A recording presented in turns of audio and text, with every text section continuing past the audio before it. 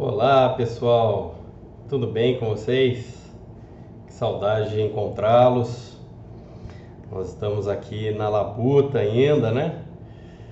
Nós estamos diariamente montando vídeos, preparando material para estar enviando para vocês, adaptando, né, essa nova realidade que nós estamos passando, né?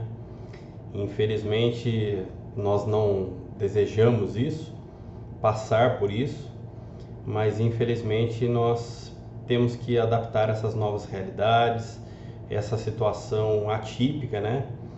E triste que estamos vivendo. Mas nós temos fé que tudo isso vai passar, que tudo isso é momentâneo e que a gente tem um Deus maior aí que tem certeza que está olhando por nós e vai nos proteger e nos livrar de tudo isso.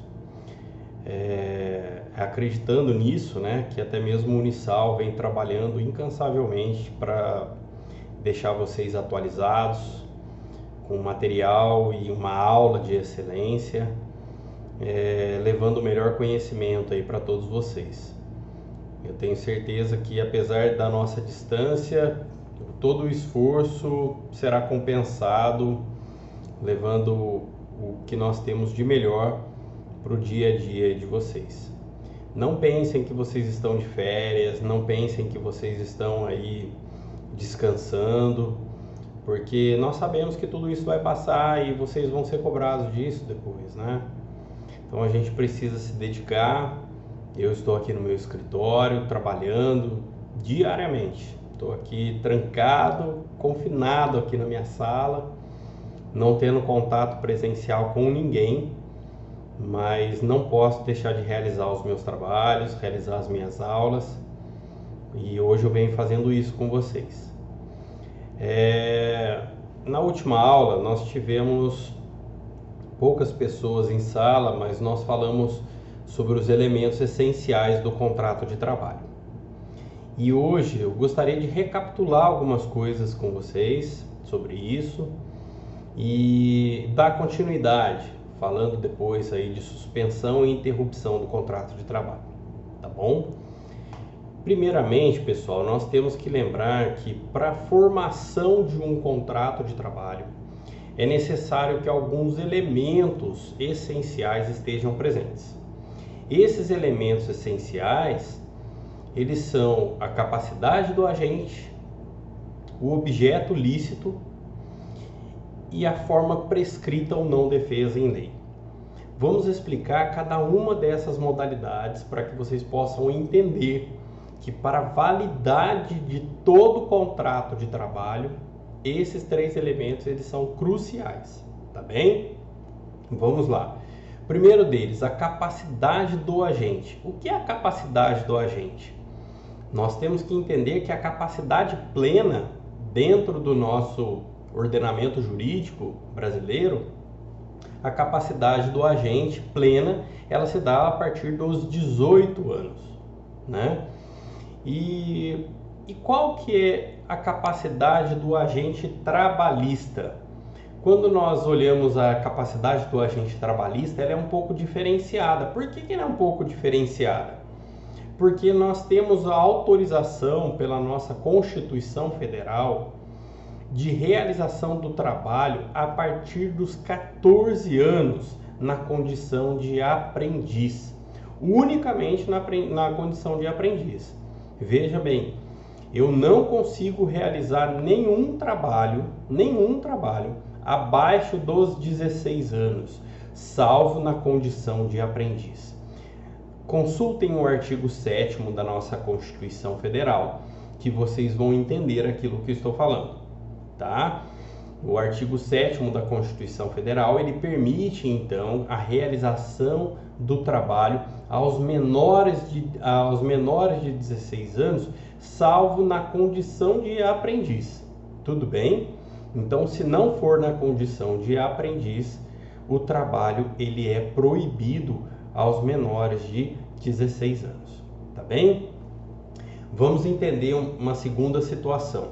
Nós temos então a capacidade relativa dos 16 aos 18 anos. Dos 16 aos 18 anos, então é possível realizar a capacidade relativa. Nós temos essa capacidade relativa, onde a pessoa ela pode direcionar o seu trabalho a qualquer empregador, porém com a autorização também dos pais, tá legal? E depois nós temos a capacidade plena, que é a partir dos 18 anos. Já expliquei isso várias vezes para vocês, mas vale a pena nós recapitularmos. Por que aos 18 anos e não 17 ou 19 anos? Por que a capacidade do agente, do ser humano, ela se dá a partir dos 18 anos? Nós já falamos que nós temos a Organização Internacional do Trabalho. A Organização Internacional do Trabalho, nós temos profissionais multidisciplinares, onde estudam o ser humano por completo. O ser humano sendo estudado para a sua capacidade diante da realização de determinadas tarefas. O que é necessário para proteger a dignidade do ser humano? Lembram disso?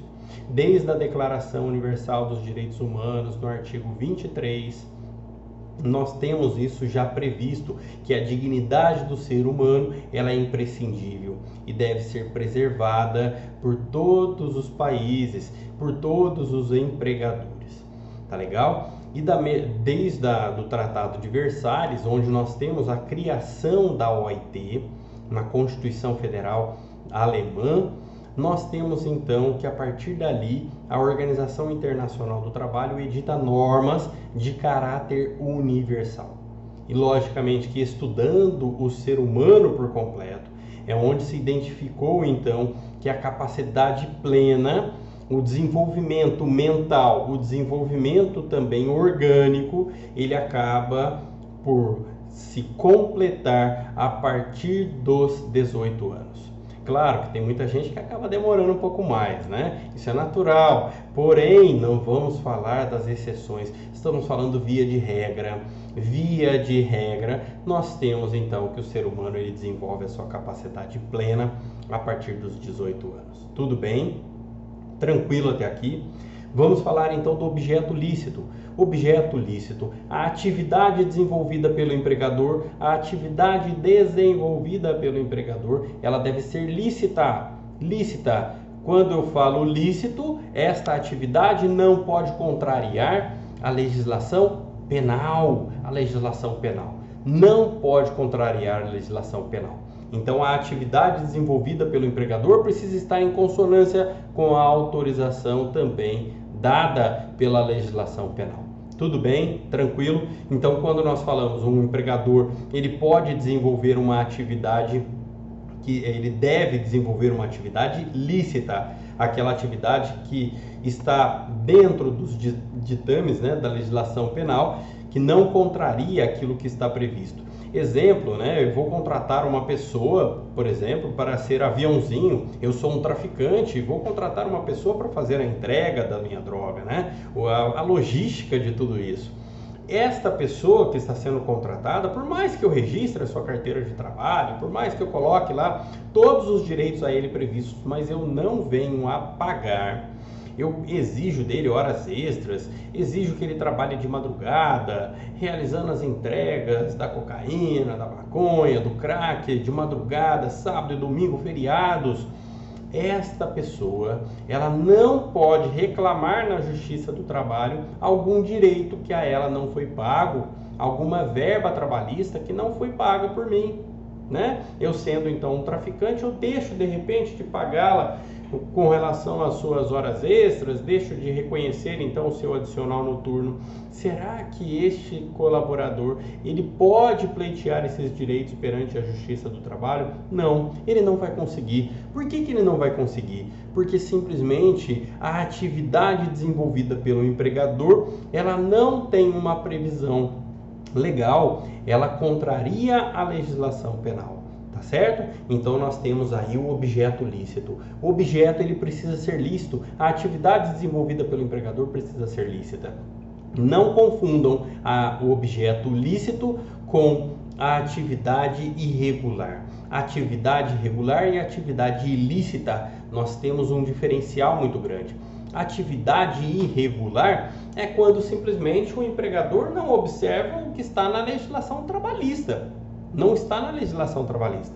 Porém, a sua atividade ela é lícita. a sua atividade não contraria a legislação penal, tá certo? Essas atividades irregulares, onde que eu consigo então regularizar tudo isso? Na Justiça do Trabalho. Nós estamos aqui para isso, meu escritório está aqui para isso, justamente para que a gente possa ingressar na Justiça do Trabalho e regularizar aquilo que não foi naturalmente feito pelo empregador. Tudo bem? Isto é atividade lícita, porém irregular. E aí na Justiça do Trabalho eu consigo regularizar tudo isso e dar a este empregado todos os direitos que não foram então entregues naturalmente pelo empregador. Tudo bem? E depois, por último, nós temos a atividade, a forma, né, prescrita ou não defesa em lei. Forma prescrita ou não defesa em lei.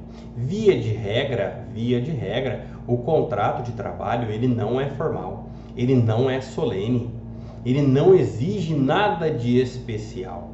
Basta a simples assinatura da carteira de trabalho. Nossa, Júnior, simples assinatura da carteira de trabalho, é isso mesmo? Exatamente, meus amigos. Basta a simples assinatura da carteira de trabalho para que o contrato, então, de trabalho tenha validade e aquilo possa ser desenvolvido pelo empregado, tá bem? Agora, quando nós estamos falando via de regra, nós estamos indo ao encontro do princípio da continuidade, onde eu entendo, então, que todo trabalho ele é por tempo indeterminado. Todo contrato de trabalho, então, é por tempo indeterminado. Isso é via de regra. Nós estamos falando daquilo que é o trivial, que é o comum, que é o básico. Tudo bem? Agora, nós temos algumas situações especiais, excepcionais? Sim, sim. Nós temos os contratos por prazo determinado. Nós temos aqueles contratos de estágio. Nós temos os contratos de voluntário. Tá certo? Esses contratos são atípicos e tudo que é atípico precisa estar escrito. Precisa então de um contrato especificando a que se trata então este contrato. Tudo bem? Então por isso que é a forma prescrita ou não defesa em lei. Ou seja, a legislação vai exigir uma formalidade especial. A legislação vai exigir que aquele contrato seja celebrado de uma forma especial, colocando a data de início, colocando a data de término daquele trabalho que vai ser desenvolvido por tempo determinado.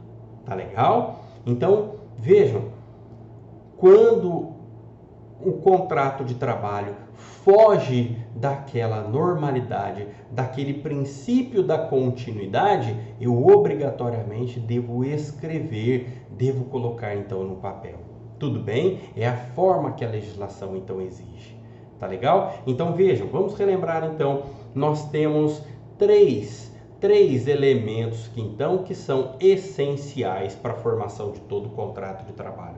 O primeiro dele é a capacidade do agente, capacidade plena a partir dos 18 anos, capacidade relativa dos 16 aos 18 e depois, a partir dos 14 anos, eu posso realizar qualquer tipo de trabalho? Sim, desde que na condição de aprendiz. Desde que na condição de aprendiz. E o aprendiz, será que precisa então de um contrato por escrito? Sim, claro.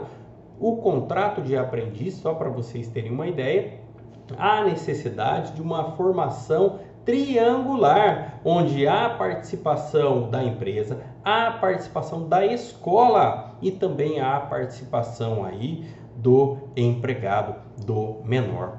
Nossa, Júnior, então há essa formação triangular, onde o empregado, a empresa e a escola participam? Sim. Por que há necessidade da presença desses três elementos?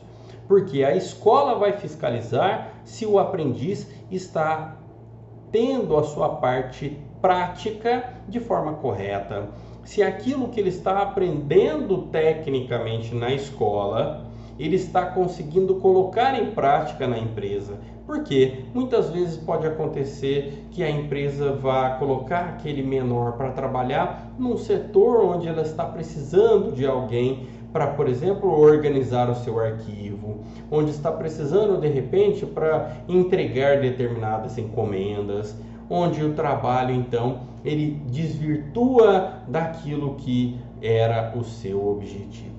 Tá legal? Então há necessidade dessa fiscalização da escola na empresa e da empresa na escola também há necessidade da fiscalização desse empregado, se ele de fato está frequentando a escola, se ele está tendo notas suficientes para passar de ano.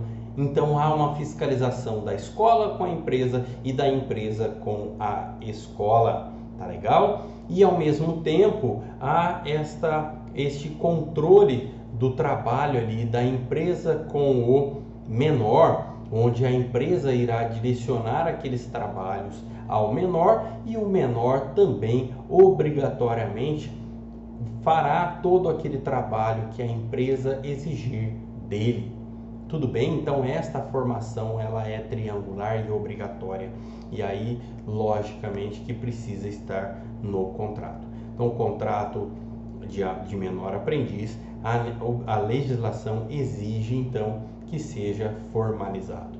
Depois, o segundo elemento é o objeto lícito. Objeto lícito diferente de objeto de trabalho irregular. Tá bem? Objeto lícito, a atividade do empregador precisa ser lícita, precisa ser legal.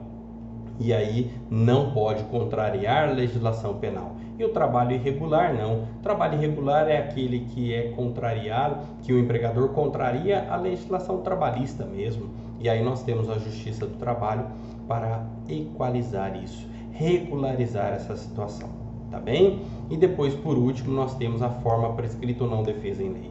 Tudo que é atípico precisa estar no papel. Tudo que foge da regra geral precisa estar documentado, formalizado. E esta formalização se dá através do contrato. Seja através do contrato de voluntariado, onde nós não teremos então o pagamento, a onerosidade não se fará presente. Eu preciso dizer desde o início que não haverá onerosidade. Então eu formalizo isso no documento. Da mesma forma, de repente, um contrato de estágio. Olha, o contrato de estágio, ele se dará por 30 horas. A sua função aqui dentro do escritório será essa. Enfim, eu tenho obrigatoriamente a formação desta relação também triangular. O estagiário, o escritório de advocacia, por exemplo, e a escola. A obrigatoriedade dessa formação triangular, tá bem? E por último, também aqueles contratos por prazo determinado, onde foge, não é por tempo indeterminado, eu então terei um tempo determinado, ele terá uma data de início e uma data de término. Para isso, obrigatoriamente, eu já preciso deixar claro no contrato, olha, o contrato seu terminará na data tal.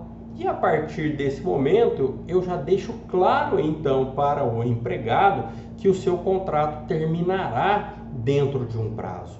Para que serve isso? Por que eu preciso já deixar isso claro desde o começo? Para ele não criar a expectativa da continuidade.